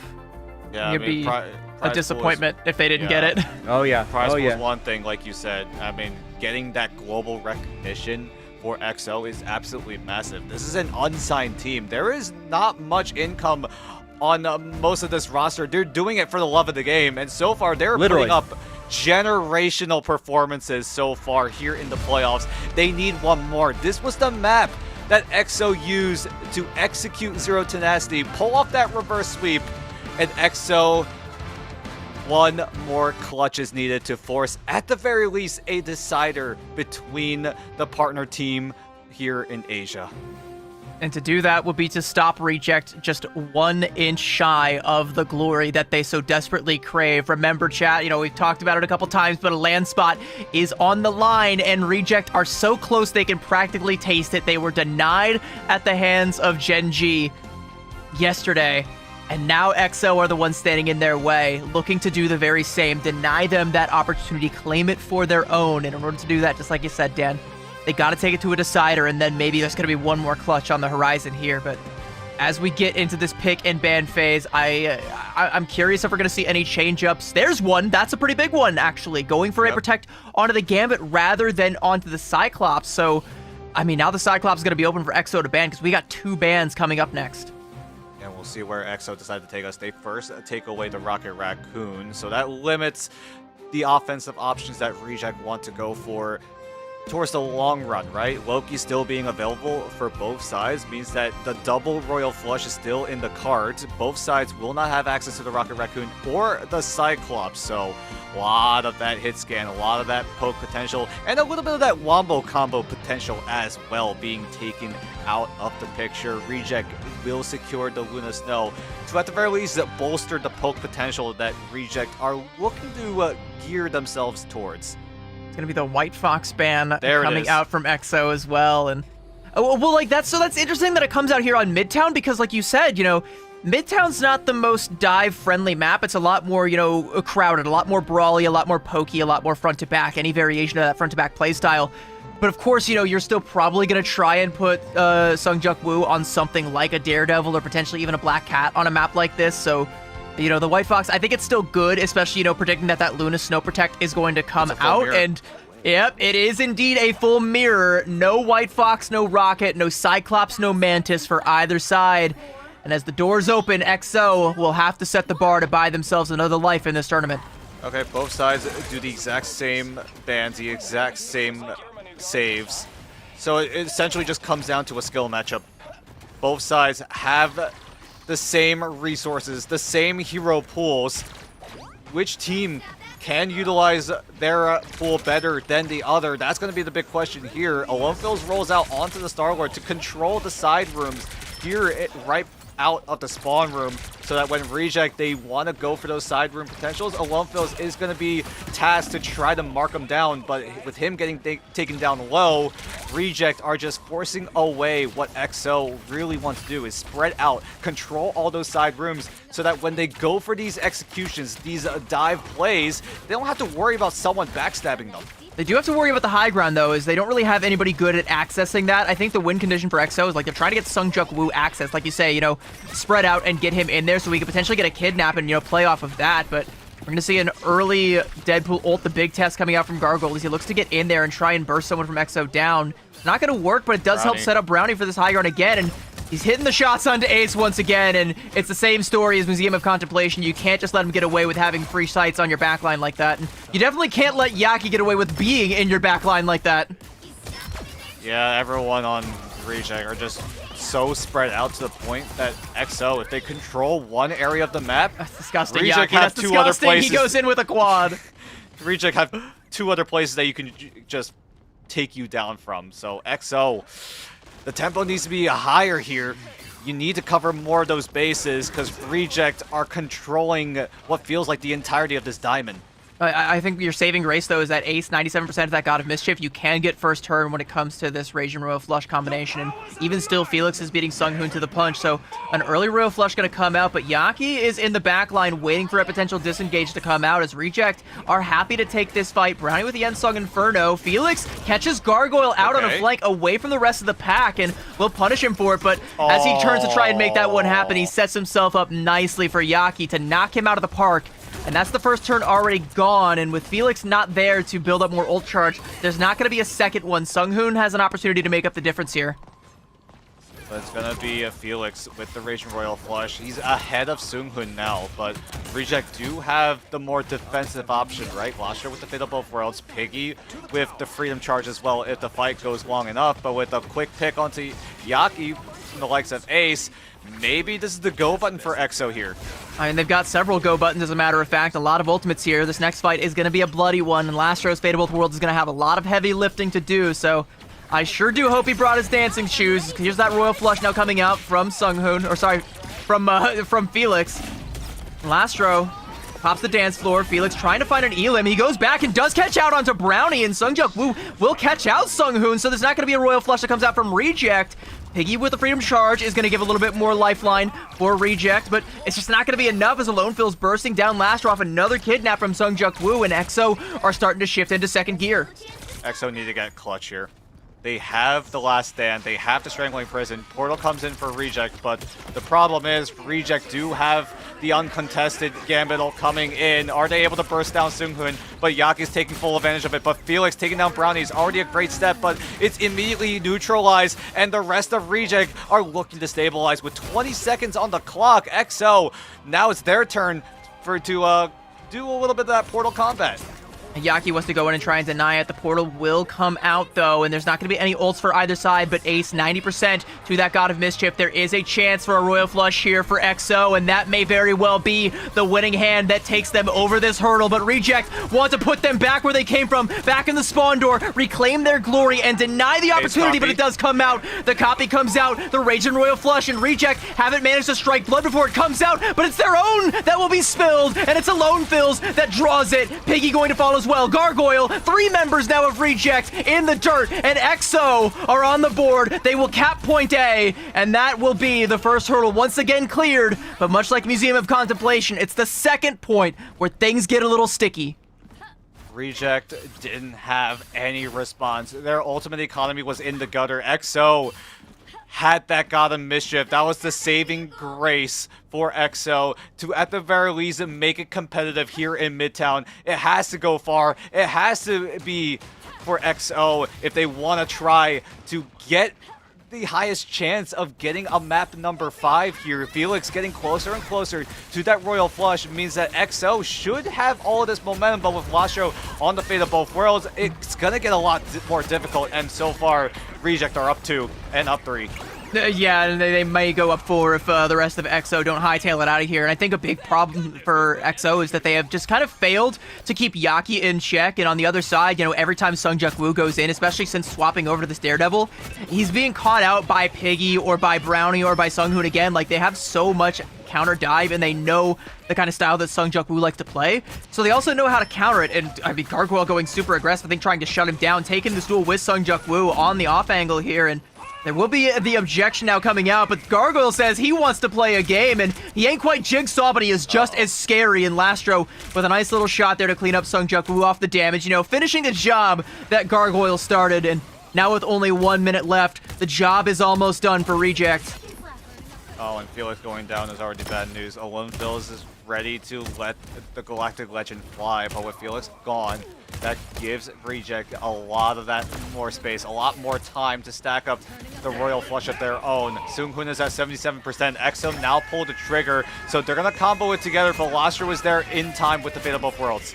Yeah, the Galactic Flush is not going to be flushing today, but all the ults coming out now from EXO, and Lastro is doing a lot of heavy lifting with that Fate of Both Worlds, and JT3 will pummel him, shut him down with that Meteor M, and it's going to be a couple of trades coming out from both sides, and Song Inferno is forced out from Brownie. He'll go in deep into find 2, and EXO are suddenly on the brink of exile, as he will not be able to find that third onto JT3, but it doesn't matter. Sunghoon is there with the shots, and he is still left standing, still left shooting, and Sungjuk Woo, a mega health pack, his only lifeline, cut short by Gargoyle, and another selfie, potentially to commemorate the day that Reject made it into Grand Finals. A Raging Royal Flush now coming out now from Ace. Piggy with the Sonic Seduction just to try and stuff them. Will catch on to Zeta, but can't confirm the elim, and this card continues to inch forward, but now it is Reject's turn. They've got the winning hand, and they will come out. Yaki letting the Devil out, a mag bubble, the only thing protecting Felix, but it will expire, and so too will EXO, and their chances at capping here are going null, and Sunghoon taking down Sungjuk Woo. There's no portal play, there is no point B,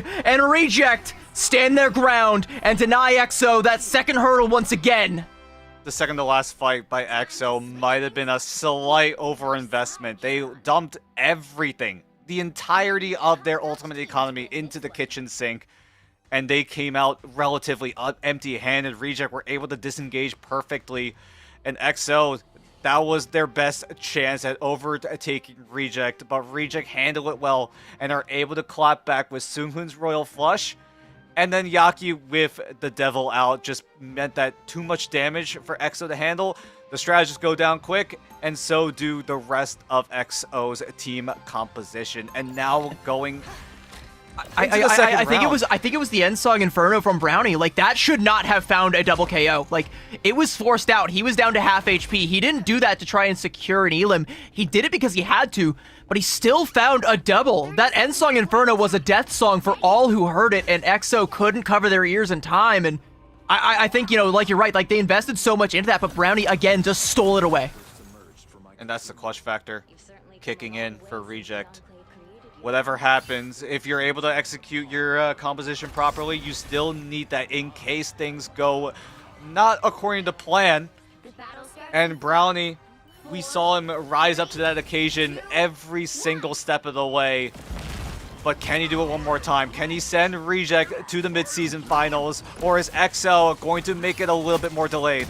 I mean, they're hoping to delay as much as they can with this double res composition, but they need to keep both Ace and Alone Phils safe. Losing one essentially means losing the other. There is an opportunity to go for a duplicate onto Felix there for an Invisible Boundary as well, so your options with this Loki are twofold, but you need to get the healing done. And Zeta is going to donate a fair bit of ult charge to his strategist lineup there, taking a ton of damage from that Psychic Spear from Piggy. And trying to return the favor in kind, but Gargoyle on that Deadpool, already gonna have a fair bit of ult charge, already has his way up to that first ultimate, and he now just gets to pick his target. As you can kind of see on and off angle here, EXO are trying to check him and stop him from getting access to the backline. Regen domain forced out early on, though. Now Gargoyle with the Banhammer, and Alonefill's gonna have to retreat back into his little hovel, but that is exactly where Gargoyle is lurking, and he'll take Ace down and even get another selfie in there. Immortality achieved for a brief moment. Trying to deny it is JT3, but it's just not gonna be enough as Zaytha does get in there and does actually take down Gargoyle. Hello, and Yaki also getting caught out as well. Felix with the invisible boundary just in the nick of time, and Zaytha with a triple. The cart may have slipped past them, but it will stop nonetheless.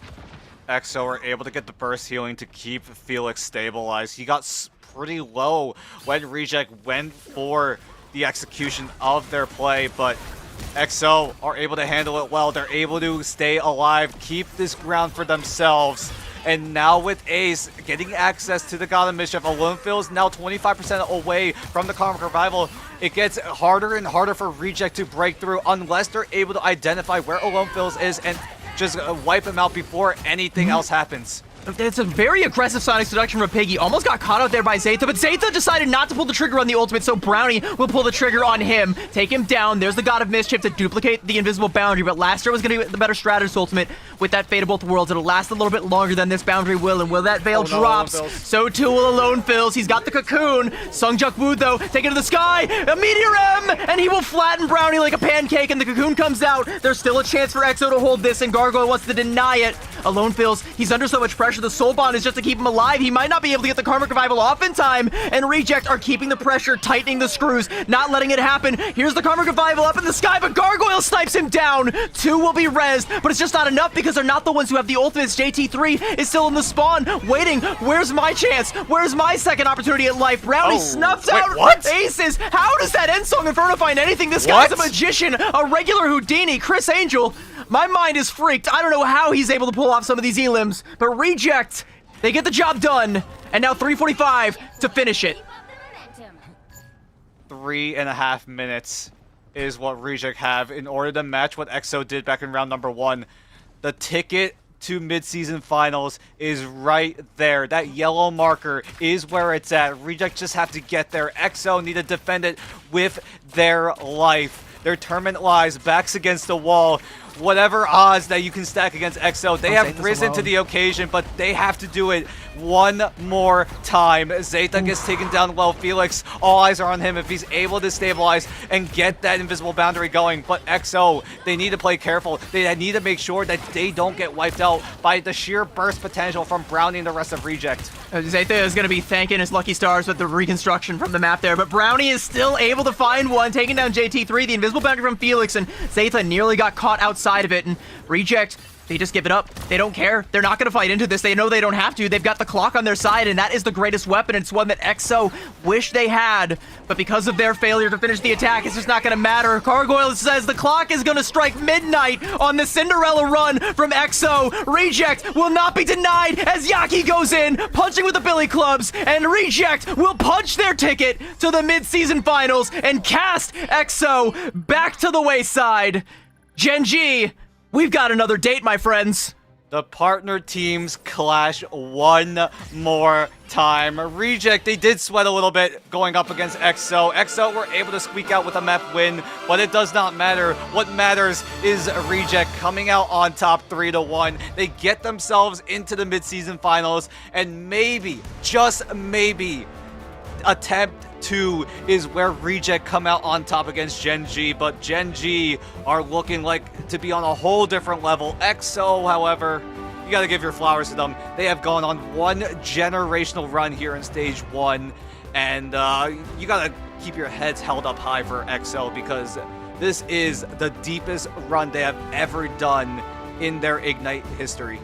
I mean, like, I said from the beginning that EXO beating Reject and claiming a land spot was a long shot, but EXO still gave it their best shot, and it was a very impressive one. I feel like they just kind of, you know, they did get outplayed by Reject, but they played up to Reject right up until the very end, the 3-1 score line, you know, history striking twice. I think the last time, I think Keg said it first, the last time EXO took a map up against Reject, it still ended up being Reject 3-1, and unfortunately, History was not on EXO's side. Reject running away with it, writing their names in history once more, revisiting the mid-season finals as they have been before, going back to the international stage to show the world what makes this Pacific region just so special. And there is something special about some of these players. Brownie and his clutch factor coming up, bailing Reject out of so many fights that it felt like EXO had a shot to win, had a shot to close out, but all it took was a couple of end song infernos, and every single flame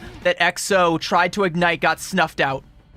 EXO once again proved to be the absolute wild card of the Pacific region, but unfortunately they played their last hand. But they're not going to go home empty-handed though. They do get $15,000 for their team, but unfortunately, I think to them the true prize would be an international spot at the mid-season finals, which just barely escaped them by 2 maps. So Dan! How's your heart? Probably flatlining now. Yeah, he's deceased. Just like EXO's tournament hopes, I am also flatlining. But I'm okay with this because if only we had 3 spots to give. If only. If only Next we had year. 3 spots here in Pacific. It'll happen one day. I'm sure of it. It will. Now, It will. We're gonna have to settle with 2, right? The partner. To be fair, the partner teams. It just feels like they have that expectation of getting to that international tournament. And Reject, in a sense, you could say that they are breathing a little bit of a sigh of relief, right? Making sure that they're able to get to that international stage. Being that partner team, again, a lot of pressure right onto Reject to make sure that they're able to qualify at the very least. And they have done just that, while EXO, you got a lot of heads turning towards them because this is a team that you need to watch throughout the entirety of 2026. Just ask Zero Absolutely. Tenacity. Yeah. Yeah, Just ask them. Zero Tenacity and EXO especially are going to be 2 teams that I want to look forward to going into promo relegation and stage 2, of course, and so on and so forth into the future. Especially EXO, because I wouldn't be surprised. Maybe, I don't know anything behind the scenes, but I could see a reality where maybe they don't stay EXO forever. Who knows? With a team as wild and, of course, as win-heavy as them, they could very well be signed next time we see them. I'd love to see them be signed. You know, an unsigned team that makes it this far and also has this much of an identity and this much of a cult following at this point. Sorry to imply you're in a cult there, Dan. But, I think, there's a fan base waiting to happen there, and you can capture that. I think, you want to sign these boys, get them the resources that they need to level up and take it even closer to Reject than we saw that they could today. Forget Krakoa. That map didn't happen. Take a look at maps 2, 3, and 4, and that'll tell the story of just how good this EXO squad really is and the potential that they have to upset some of these teams that don't take them seriously enough. You can even ask Reject. I'm sure we will once we have the interview all set up. We can even ask Reject, I guess, how seriously you have to take EXO. This isn't a team that you can overlook. This isn't a team that you could just try and play past. You have to focus on them. You have to give them your full respect, your full attention, and sometimes you're gonna have to come up with some clutch moments if you want to beat a team like this. I mean, look, we gotta give it to Sungjuk Woo, right? He was the most entertaining player I think we've seen this season outside of maybe Eggsy, right?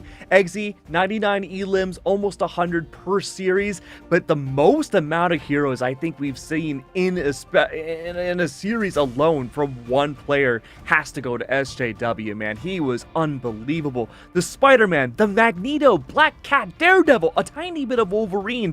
It almost felt like there was a duelist he didn't play. I mean, that's the expanded hero pool that Sungjuk Woo has. He's been cooking with this ever since 2025. So this is no surprise, at least for me, seeing how Sungjuk Woo plays at the Ignite level. But the amount of adjustments he has made, I think right here in 2026, this has been the most amount of heroes that Sungjuk Woo has played, at the very least in a single series, right? All the way back yesterday when they played against Zero Tenacity. I think I might need a second set of hands to count how many heroes that Sungjuk Woo played. I think with Sungjuk Woo, things might still be a little bit rocky, but there's definitely a diamond shining through, and all it takes is a chisel to let that diamond out. Oh, I wonder what that chisel will be. Could it be the promo relegation? Could it be stage 2? I'm sure only time will tell for EXO. Dan, what would you do if EXO got relegated? I would probably. Don't do that to Dan. I would probably cry, but I couldn't resist. We need Dan alive. I think EXO-1 might be safe from promo relegation because it's for the bottom 50% of the regions, and with EXO-1 making. I'm sure just that covering they my stay- bases. Yeah, you never know what could happen to XOXO in the distant future. I hope we don't get the bad ending. I hope they stay at this high level that they've been consistently performing at. Because, like, we talked about it, right? 4th place Purgatory for XOXO1. Although it sucks to keep getting 4th place, it is still a consistent and a very respectable result, considering the amount of talent that this team has to go up against time and time again here in Ignite. It's growth. I mean, look, you were 4th place Demons for so long. Now you're 3rd place. Who knows, by the end, again, future ahead, as long as EXO stays together, we're looking at maybe stage 2. We could see a reality where they get themselves 2nd or even 1st place. There's a lot of variables that are going to come into play, and a large part of that is going to be determined based on what happens during the mid-season finals. And I think that's a good opportunity to shift gears because we got to talk about Reject. In fact, let's talk to Reject. That's right, we got J-Mac on the line. Hello, my friend. Hello. Hello. We made it in. Yeah. Hello, how are you? Woo! We made it. Guys, congratulations. So, J-Mac, talk to us about the performance today of Reject. How do you feel? We just so come to lose a final. So we very many prefer bursts like counter ban, counter draft, or counter chrome. I think this is very good work. So I'm very happy. Yeah. It's been a wonderful performance. You have all the right to be happy. I mean, something that I would like to know is tell me a little bit about the personalities of some of these players. What is it like being the coach of this team, of some of these guys? So you can say more easy. What is it like coaching players, like Piggy and Lastro and players with a lot of personality? Personality?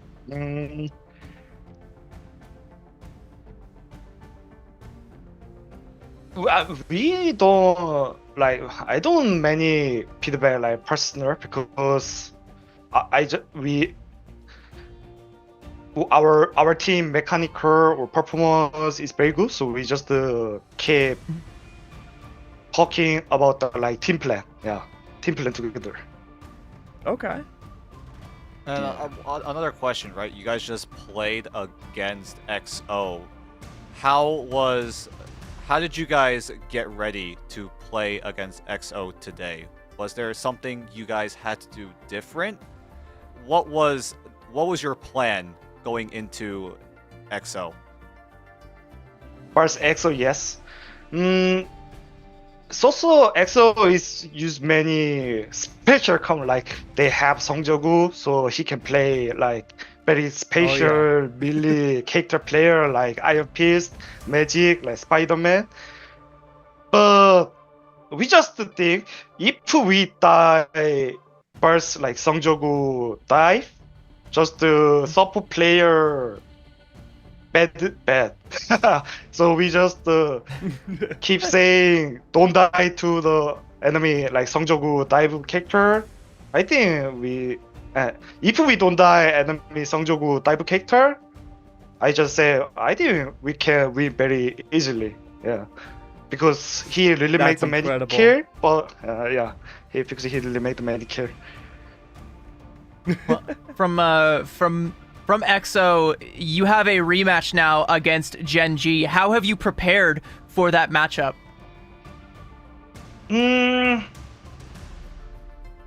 Yesterday we lose first Gen G, but we don't think our performance worse than. We don't think our performance worse than Gen G. So because we only lose like draft, just like team. So today we just make a like special draft to Gen G. Yeah. So I think we can revenge. Yeah. That sounds great. J-Mac, the audience is yours right now. Is there anything you'd like to say going into your Gen G match? Do you say again? Do you have any words for Gen G? Anything you'd like to say? Work? Like a word? Yeah. A word. Is there anything you want to say to them? I'm very happy we going together LAN. I'm very happy, but give me the final champion. we more want. Wait. All right, those are waiting some fighting final. words, J-Mac. All right. Yeah. That sounds incredible, J-Mac. Well, you have a lot of prep up ahead. Thank you so much for joining us here, and who knows, maybe we'll be interviewing you again in just a few hours. Yeah. I think yes. Okay. Very confident. Okay. Thank you so much, J-Mac. Thank you. Bye.